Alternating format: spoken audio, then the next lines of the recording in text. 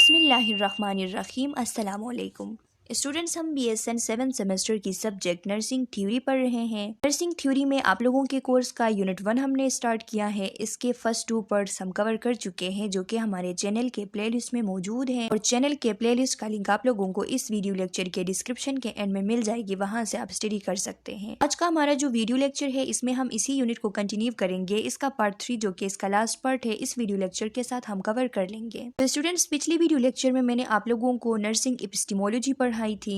मैंने आप लोगों को मेटा पैराडाइम इन नर्सिंग उसके बारे में आप लोगों को समझाई हुई थी कि मेटा पैराडाइम क्या होता है, नर्सिंग में कौन कौन सी चीज़ें उसके अंदर शामिल है और उसका कंसेप्ट क्या है।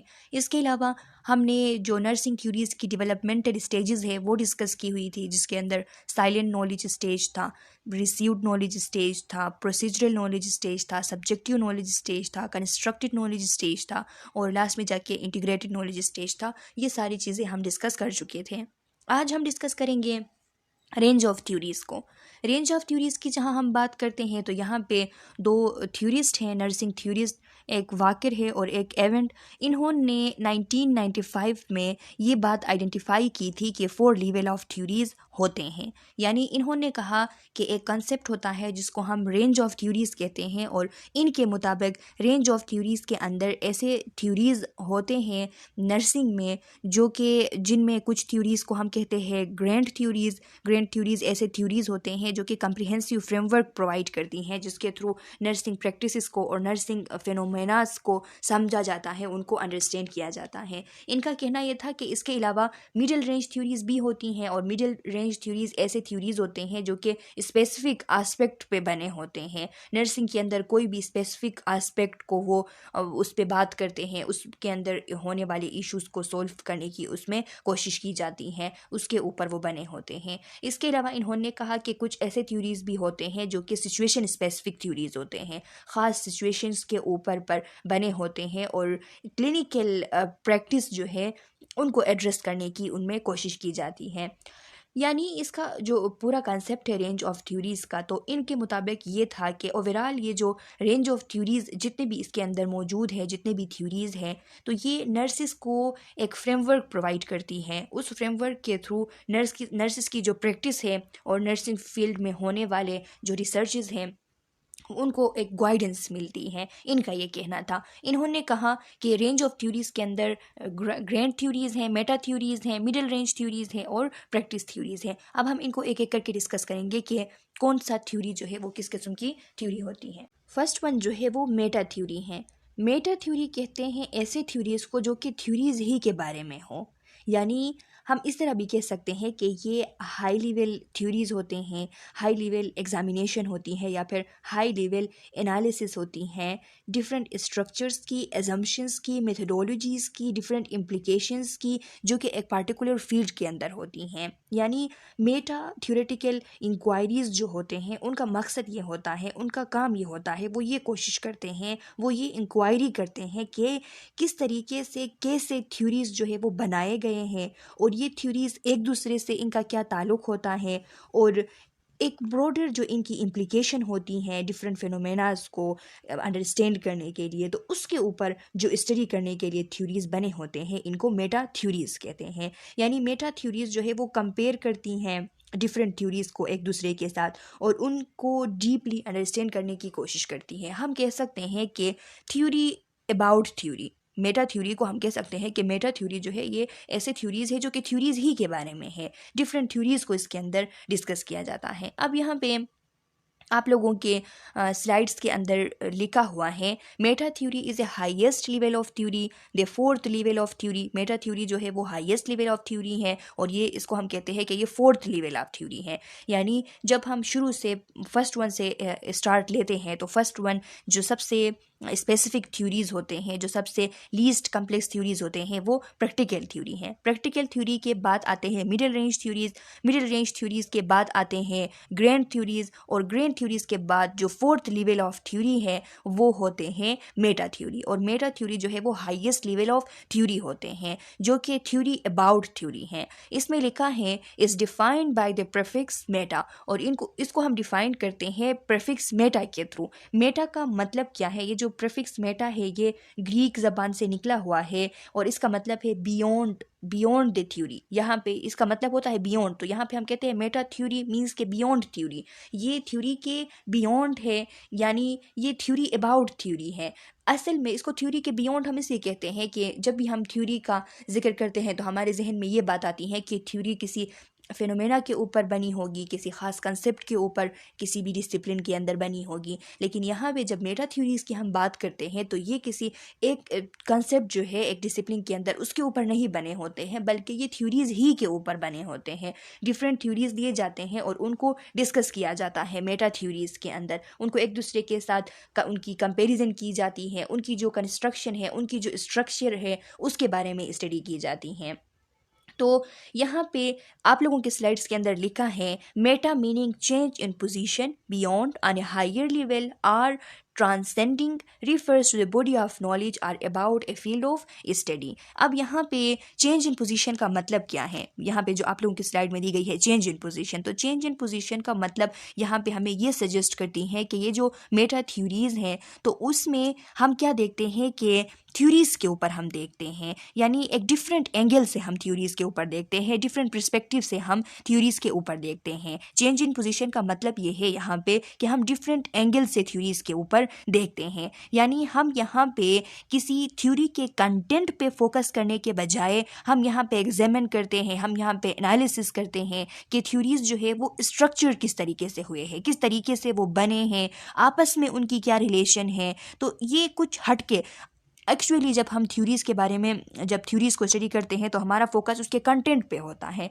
लेकिन मेटा थ्योरी के अंदर हमारा फोकस कंटेंट पे नहीं होता बल्कि उन थ्योरीज़ के स्ट्रक्चर पे होता है कि इनकी ये किस तरीके से कंस्ट्रक्ट हुए हैं और इनकी आपस में रिलेशनशिप क्या है, इन चीज़ों पे। तो इसीलिए यहाँ पे लिखा गया है कि Meta means change in position. यहाँ पे हमारी जो फोकस होती है वो डिफरेंट एंगल से होती हैं इसीलिए। और बियॉन्ड मीन्स के ज़्यादातर थ्योरीज़ जो हैं थ्योरीज़ के अंदर किसी एक फिनोमेना के बारे में डिफरेंट कॉन्सेप्ट जो है वो मौजूद होते हैं, लेकिन यहाँ पे बियॉन्ड द थ्योरी है, दूसरे थ्योरीज़ की तरह नहीं है बल्कि उनके बियॉन्ड ये ऐसी थ्योरी होती हैं जो कि थ्योरीज़ ही के बारे में होती हैं ऑन ए हायर लेवल, या फिर आप कह सकते हैं ट्रांसेंडिंग। यहाँ पे ट्रांसेंडिंग का मतलब बियॉन्ड है, हायर है, या फिर मोर प्रोफाउंड, या फिर हम कह सकते हैं कि सरपास। यहाँ पे ट्रांसेंडिंग का मतलब ये कि सरपास मीन्स के थ्योरीज़ के बियॉन्ड, थ्योरीज़ से कुछ ऊपर, यानी ऐसी थ्योरी जो थ्योरीज़ ही के बारे में हो। तो इसीलिए यहाँ पे मेटा का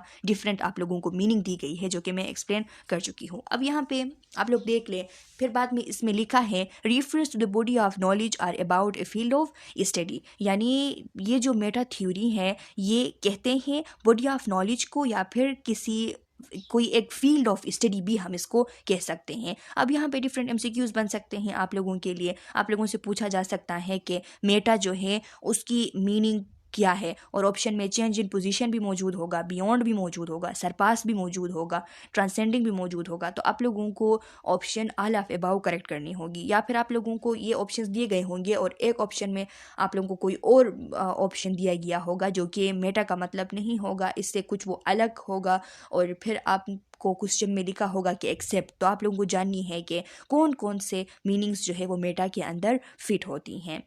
theory about theory focuses on broad issues, ये थ्योरी अबाउट थ्योरी है, ये बात भी आप लोग समझ गए हैं, और इसका फोकस किस चीज़ पे होता है, ब्रॉड इश्यूज़ पे होता है, यानी थ्योरीज़ के ऊपर के थ्योरीज़ जो है उनकी कंस्ट्रक्शन कैसी हुई है, कैसे वो उनकी स्ट्रक्चर क्या है, उनकी आपस में रिलेशनशिप क्या है, ये सारी चीज़ें जो है वो हम मेटा थ्योरी के अंदर डिस्कस करते हैं। अगर एग्जाम्पल की बात करें कि मेटा थ्योरीज़ जो है उनकी एग्जाम्पल क्या हो सकती हैं, तो मेटा थ्योरीज़ के अंदर डिफरेंट पर्सपेक्टिव से, फॉर एग्जांपल अगर हम ह्यूमन बिहेवियर की अगर बात करें तो साइकोलॉजी के अंदर डिफरेंट पर्सपेक्टिव से ह्यूमन बिहेवियर को देखा जाता है, तो उसको जो देखना है ये मेटा थ्योरी कहलाती हैं, जिसमें हम क्या करते हैं डिफरेंट जो थ्योरीज़ है जैसे कि बिहेवियरिज्म हो गया, साइको एनालिसिस हो गया, कॉग्निटिव साइकोलॉजी हो गया, तो इन सब को हम स्टडी करते हैं और इन सब की हम आपस में कंपैरिजन करते हैं और हम देखते हैं कि इनमें से कौन सा थ्योरी जो है वो इस टॉपिक पे पूरा उतरता है, इनके आपस में रिलेशनशिप क्या है, यानी ह्यूमन बिहेवियर जो है साइकोलॉजी के अंदर, उसको हम डिफरेंट पर्सपेक्टिव से देखने की कोशिश करते हैं और उसको देखते हुए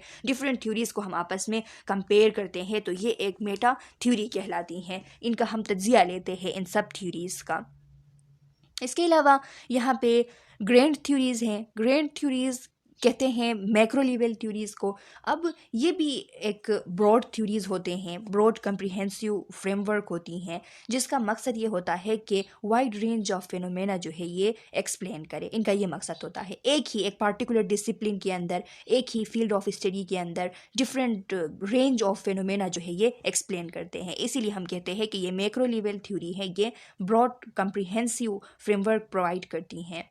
अगर हम बात करें, हम कंपैरिजन करें ग्रैंड थ्योरीज की कुछ स्पेसिफिक थ्योरीज के साथ, इसके बाद आगे हम डिस्कस करेंगे स्पेसिफिक थ्योरीज को। तो स्पेसिफिक थ्योरीज के अंदर किसी खास एक स्पेसिफिक चीज़ को, एक स्पेसिफिक सिचुएशन पर फोकस की जाती है, लेकिन यहाँ पे उनके बरअक्स, स्पेसिफिक थ्योरीज के बरअक्स ग्रैंड थ्योरीज का मकसद ये होता है कि ऐसे चीज़ों को एक्सप्लेन किया जाए जो कि डिफरेंट कॉन्टेक्स्ट से, जो कि डाइवर्स कॉन्टेक्स्ट पे अप्लाई किए जा सकते हों।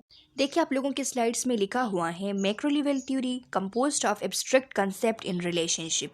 यानी इसका मतलब ये है कि ये जो थ्योरीज होते हैं जिनको हम ग्रैंड थ्योरीज कहते हैं, तो ये उस बेस पे बने होते हैं कि जो डिफरेंट कॉन्सेप्ट्स होते हैं, एब्स्ट्रैक्ट कॉन्सेप्ट्स मीन्स के जो डीप कॉन्सेप्ट्स होते हैं, डीप आइडियाज़ होते हैं, तो उनके दरमियान जो इंटरेक्शंस होती हैं, इंटरकनेक्शंस होती हैं, उस पे बने होते हैं। यानी एक डिसिप्लिन के अंदर डिफरेंट जो फिनोमेनाज होती हैं, डिफरेंट जो कंसेप्ट्स होते हैं, उनके आपस में जो रिलेशनशिप है, उन फिनोमेनाज की, उन कंसेप्ट की आपस में जो रिलेशनशिप है, उनकी जो आपस में इंटरेक्शंस है, इंटरकनेक्शंस है, उसके ऊपर उसको स्टडी की जाती है ग्रैंड थ्योरीज के अंदर।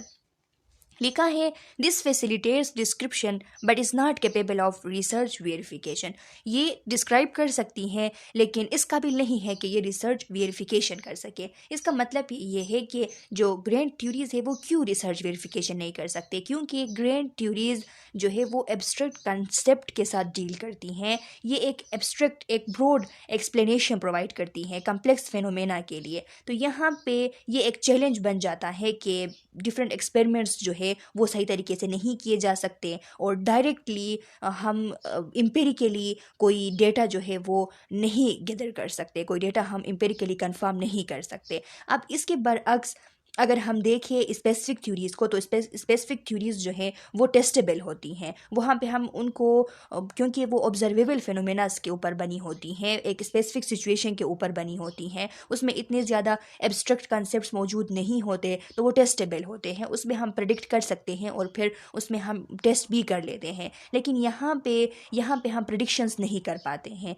क्योंकि ये जो थ्योरीज़ बने होते हैं इसमें एब्स्ट्रैक्ट कॉन्सेप्ट्स जो है वो ज़्यादा होती हैं और उनके दरमियान जो कनेक्शंस वगैरह होती हैं तो उनको स्टडी की जाती हैं। इसीलिए यहाँ पे रिसर्च वेरिफिकेशन जो है वो इनके थ्रू पॉसिबल नहीं होती। Attempt to explain broad areas, और ये भी कहाँ पे ब्रॉड एरियाज़ को एक्सप्लेन करने के लिए यूज़ किए जाते हैं। अब इनमें और मेटा थ्योरीज में ये फ़र्क है कि एक तो ये कि मेटा थ्योरी जो है वो फोर्थ लेवल है, सबसे हाईएस्ट लेवल थ्योरी है। वो वहाँ पे जो बेसिकली जो स्टडी होती हैं, जो उसमें जो जिस चीज़ पे फोकस किया जाता है वो थ्योरीज़ के कंस्ट्रक्शन पे और थ्योरीज़ के आपस में जो रिलेशनशिप है उस पे वहाँ पे फोकस होता है। और उसके बरअक्स ग्रैंड थ्योरी की अगर हम बात करें तो ये ग्रैंड थ्योरी जो है यहाँ पे ये थ्योरी अबाउट थ्योरी नहीं है, ये एक ही डिसिप्लिन के अंदर एक थ्योरी होती है, लेकिन उस डिसिप्लिन के डिफरेंट जो फिनोमेनाज है उनको उठाए जाते हैं, उस डिसिप्लिन के डिफरेंट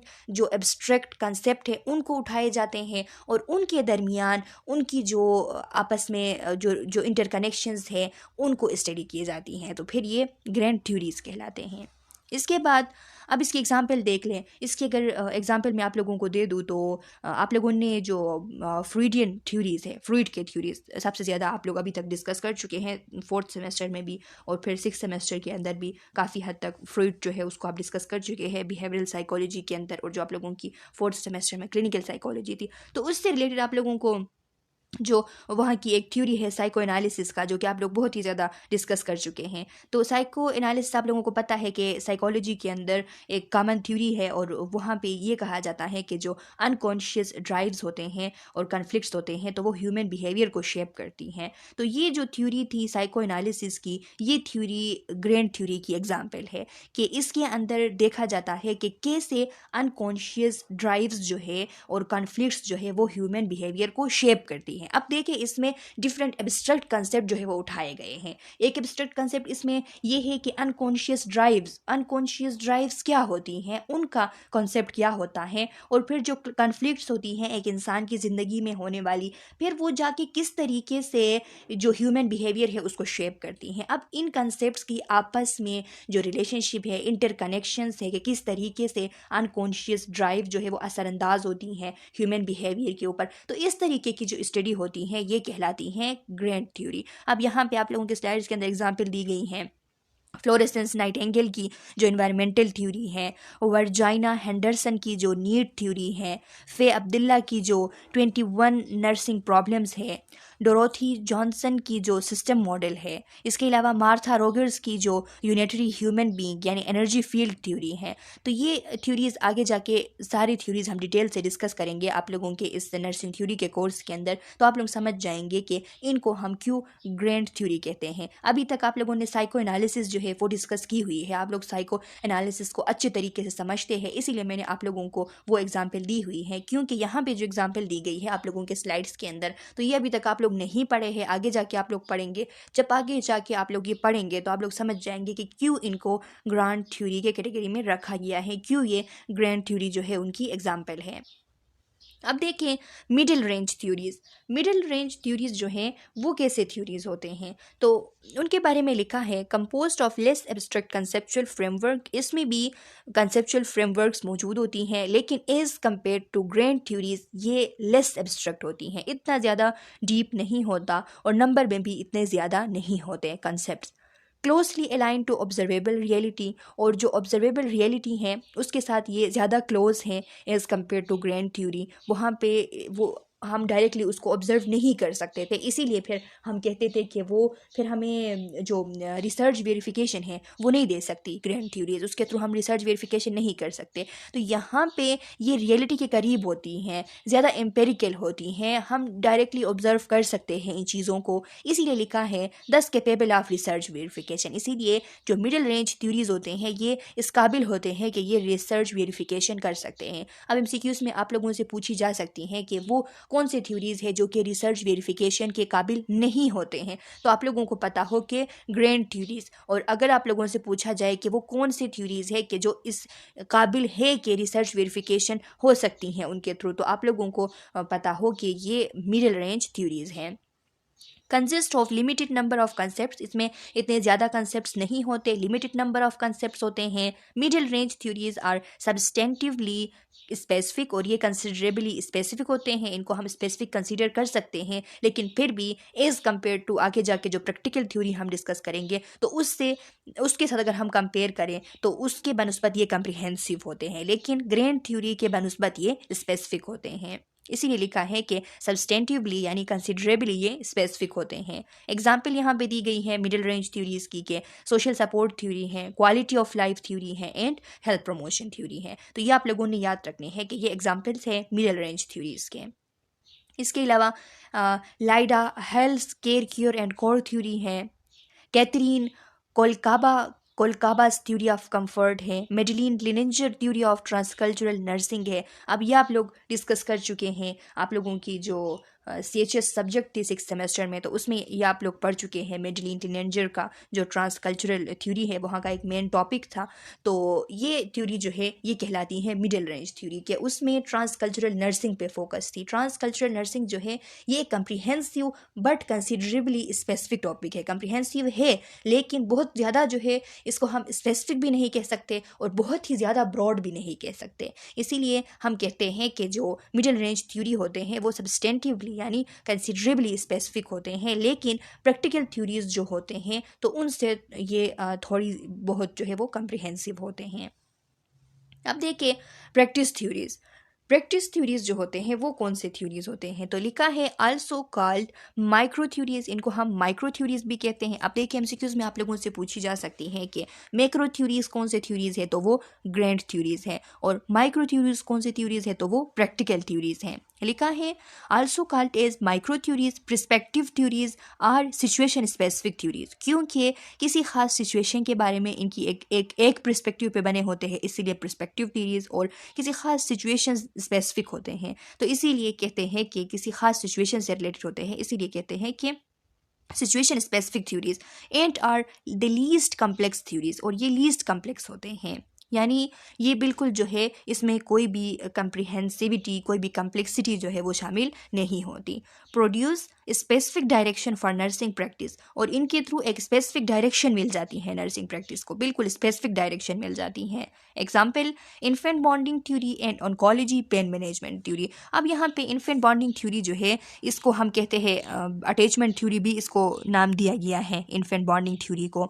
ये एक ब्रिटिश साइकोलॉजिस्ट थे, उन्होंने ये थ्योरी जो है वो दी हुई थी 20वीं सेंचुरी के अंदर। इस थ्योरी में फोकस की जाती है इमोशनल बॉन्ड जो फॉर्मेशन होती है एक इन्फेंट की अपने केयर गिवर के साथ, टिपिकली अपने जो केयर गिवर में मदर होती हैं तो उसके साथ एक इन्फेंट की जो बॉन्ड बनती है, जो इमोशनल रिलेशनशिप बनती हैं, जो इमोशनल अटैचमेंट होती हैं, तो उसके ऊपर फोकस किया गया है, यानी अर्ली स्टेजेस ऑफ लाइफ के अंदर जो एक ख़ास किस्म की एक बॉन्डिंग बनती है उसके ऊपर। यानी इस थ्योरी का जो डेवलपमेंटल साइकोलॉजी है उसके ऊपर बहुत ही ज़्यादा एक प्रोफाउंड इन्फ्लुएंस है, और ये हमें ये इन्फॉर्म करती है कि एक पेरेंट जो है उसका चाइल्ड के साथ क्या रिलेशनशिप होता है, और जो अटैचमेंट रिलेटेड इश्यूज़ होते हैं डिफरेंट, आगे जाके आप लोग ये कोई अटैचमेंट रिलेटेड इश्यूज़ जो है कोई मेंटल हेल्थ डिसऑर्डर नहीं है अलग से, लेकिन ये वजह बनती है different mental health related disorders के। एंजाइटी डिसऑर्डर्स हो गए, मूड डिसऑर्डर्स हो गए, इसके अलावा डेवलपमेंटल डिसऑर्डर्स जो हो गए, उनकी वजह बनती हैं अटैचमेंट रिलेटेड इश्यूज़ वगैरह। तो वो चीज़ें हमें समझाने की इस थ्योरी के अंदर कोशिश की गई है, और उससे रिलेटेड डिफरेंट हमें इंटरवेंशंस सिखाई गई है कि किस तरीके से उन इश्यूज़ को जो है वो सोल्व किया जा सकता है, किस तरीके से उनके लिए इंटरवेंशन की जा सकती है। तो अब इसके बारे में जान के आप लोग समझ गए होंगे कि ये डायरेक्टली क्या करती हैं, नर्सिंग प्रैक्टिस जो है उसको एक डायरेक्शन प्रोवाइड करती है, एक स्पेसिफिक डायरेक्शन प्रोवाइड करती हैं, और किसी खास एक स्पेसिफिक इशू पे है। और वो इशू क्या है, वो इशू जो अटैचमेंट रिलेटेड इश्यूज़ है, या फिर जो केयर गिवर और इन्फेंट के जो आपस में उनकी जो बॉन्डिंग बनती है उस पे है। तो इसके अलावा यहाँ पे ये दूसरा एग्जाम्पल देख लें, ऑन्कोलॉजी पेन मैनेजमेंट थ्योरी। तो ऑन्कोलॉजी आप लोगों को पता है, ऑन्कोलॉजी पेन मैनेजमेंट ये जो थ्योरी है तो इसके अंदर डिफरेंट प्रिंसिपल्स, डिफरेंट स्ट्रेटजीज हमें मिलती है कि किस तरीके से कैंसर के पेशेंट जो है उनमें जो उनको पेन होती है उसको एलिविएट किया जाए। यहाँ पे जो कम्प्लेक्स नेचर होती है कैंसर पेन की, कि कैंसर पेन जो है वो किस वजह से होती है, उसके जो वेरियस सोर्सेज हैं, जैसा कि वो ट्यूमर, ख़ुद उस ट्यूमर की वजह से पेन, और उसकी जो ट्रीटमेंट होती है कीमोथेरेपी हो गया, सर्जरी हो गया, उसकी वजह से जो पेन होती है, या फिर दूसरे फैक्टर जैसे कि कोई नर्व डैमेज हो गई, कोई इन्फ्लेमेशन हो गया, इन सब चीज़ों की वजह से पेन होती है, इसके ऊपर फोकस की जाती हैं। और फिर इस थ्योरी के अंदर हमें इंटरवेंशन सिखाए जाते हैं प्रैक्टिस के लिए, उस पेन को मैनेज करने के लिए जो प्रैक्टिस है हमारा, उसके लिए हमें डायरेक्शन प्रोवाइड की जाती हैं कि किस तरीके से हमने कौन कौन से हमने इसके लिए इंटरवेंशन जो है वो करने होते हैं, कौन कौन से हम कर सकते हैं। जैसे कि फार्माकोलॉजिकल इंटरवेंशंस के बारे में भी बताया गया है, जैसे कि हम मेडिकेशन प्रोवाइड कर सकते हैं, जैसे कि ओपियोइड्स, हम पेन किलर्स वगैरह दे सकते हैं। इसके अलावा नॉन फार्माकोलॉजिकल प्रैक्टिसेस भी हमें बताए गए हैं कि हम फिजियोथेरेपी कर सकते हैं, हम एक्यूपंक्चर कर सकते हैं, हम डिफरेंट साइकोलॉजिकल इंटरवेंशंस कर सकते हैं, ताकि किसी ना किसी तरीके से ये जो पेन है इसको हम मैनेज कर सके इस कैंसर पेशेंट के अंदर। यानी हमें एक डायरेक्शन मिलती है किसी ख़ास इशू के लिए, हमें जो इंटरवेंशंस हम करते हैं, जो प्रैक्टिस हम करते हैं, उसके लिए हमें डायरेक्शन मिलती है। तो ऐसे थ्योरीज़ को हम कहते हैं practice theories. So how do nurses use theories in everyday practice. यहाँ पे आप लोगों से पूछा जा रहा है, फिर आप लोगों को बताया गया है कि कैसे नर्सिस जो है वो अपने एवरीडे प्रैक्टिस के अंदर थ्योरीज को यूज़ करते हैं, किस तरीके से नर्सिस। तो आंसर उसका आप लोगों को दिया गया है कि नर्सिस जब पेशेंट के डेटा ऑर्गेनाइज करते हैं तब भी वो थ्योरीज को यूज़ करते हैं, क्योंकि थ्योरीज उन्हें सिखाती हैं कि पेशेंट का डेटा जो है उसको ऑर्गेनाइज करना है, फिर उसको अंडरस्टैंड किस तरीके से करना है, फिर उसकी एनालिसिस जब वो करते हैं तब यूज़ करते हैं, फिर जब वो इंटरवेंशंस के बारे में डिसीजन बनाते हैं कि क्या इंटरवेंशन करनी है, उस पर भी आके थ्योरीज जो है उनके काम आती हैं। केयर जो है जब वो प्लान करते हैं तो उस टाइम भी उनके काम आती हैं, जब वो आउटकम्स प्रेडिक्ट करते हैं उस टाइम भी उनके काम आती हैं नर्सिंग थ्योरीज, और जब वो पेशेंट के आउटकम्स को इवेलुएट कर रहे होते हैं तब भी उनके काम आते हैं।